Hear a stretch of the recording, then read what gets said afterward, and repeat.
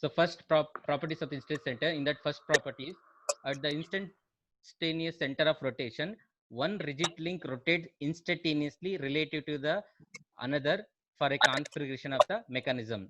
As I told, instantaneous we are going to taking with respect to the two bodies, suppose means. So with respect to one body, with rotate with respect to the another body instantaneously. That too pure rolling action will be there, or rotating action will be there. So that is a first property. The second property is instantaneous.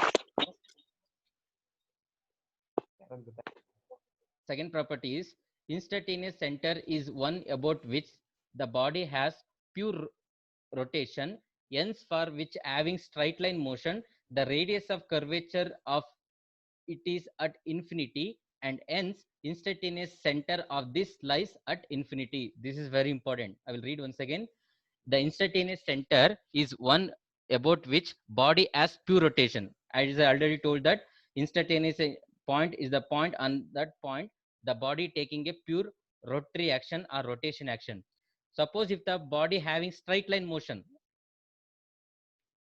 suppose consider this is one fixed body. I'm going to consider the piston slider mechanism, crank slider mechanism. Suppose this is the slider, or we can call it as piston. So this slider will be slide on this straight line body. So now what happened on this case here, the radius of curvature, the radius will be what will be there up to the infinity will be there.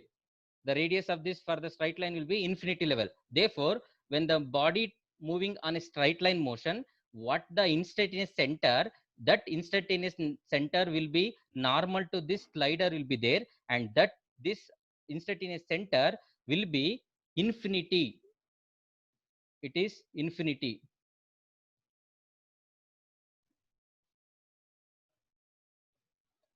This is slider means this instantaneous occurs normal to the slider, and that will be this instantaneous center for the straight line motion, it is goes to infinity. That is very very important. So instantaneous center is one about which body has pure rotation, hence for the body moving in a straight line motion, this radius of curvature will be at the infinity level. Therefore their instantaneous center also at the infinity. Next, the two rigid links have no linear velocity related to each other. That's not I told. When two body, if you consider, there is no linear velocity. Linear velocity means there is two. One is absolute velocity and another one is relative velocity. Relative velocity between two bodies are zero, but absolute velocities are same. So therefore that we are when we are considering the two bodies means we are measure the relative velocity, not much absolute velocity. Therefore they are saying that two rigid links have no linear velocity. That means because of relative velocity becomes zero, no, body A with respect to body B, both are moving at same speed, no, both are moving at same speed, relative velocity absolutely zero. As I told example, if body A moving at 30 kilometer per hour, body B moving at 30 kilometer per hour, what is the relative velocity of A with respect to B means 30 minus 30, 0. Therefore relative velocity become means there is no linear velocity, but absolute velocity will be there, that is same, it is not going to change. So that is about the third point. Fourth point is two rigid links which have no linear velocity to each other at the center have same linear velocity related to the third rigid link.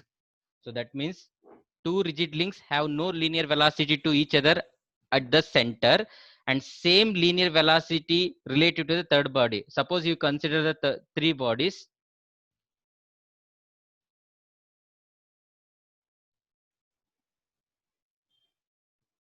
Suppose I will take like this three bodies. This is body 1, body 2 and body 3. Now suppose you consider body 1 and body 3 having an instantaneous center like this, here somewhere here it is there. So therefore it is for body 1 body 2 the relative velocity is 0. So at the instantaneous center at this point, therefore when this with respect to the third body, that is body 2, it is having same linear velocity. That means it is pure rotation, no, that's why two rigid links have no linear velocity with each other at the center, that is here, have same linear velocity related to the third.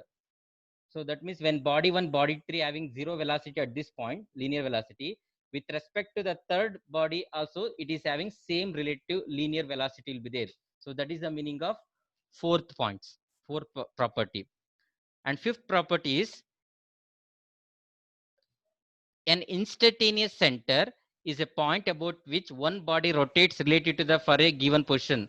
So what we are taking the I with respect to another body we are taking between two bodies. Therefore, this instantaneous center we are going to indicating with the 2 points, 1 2 2 1. What is 1 2 indicate means relative velocity, the instantaneous center of the body 1 with respect to 2. Similarly, 2 1 means body 2 with respect to 1. Similarly, I 3 4 means body 3 with respect to 4. So that's why we are going to indicate always instantaneous center with respect to another body, not with the same body. It is no I11 or I22 or I33.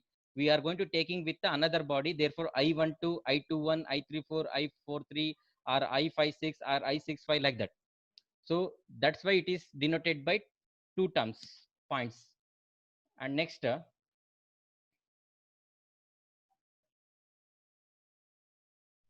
last property, it is possible to find the velocity of any point of body if the direction of velocity of 2 point and magnitude of the velocity at any one point is known. Suppose there are two velocities there. One velocity I know completely magnitude, and other velocity I know only direction, I don't know magnitude. Using this instantaneous center method, I can able to find the velocity. That is only main agenda here. We are going to find the velocities here using the instantaneous center. So that's all. These are about the properties of the instantaneous center. Totally there are six property. Totally there are six property.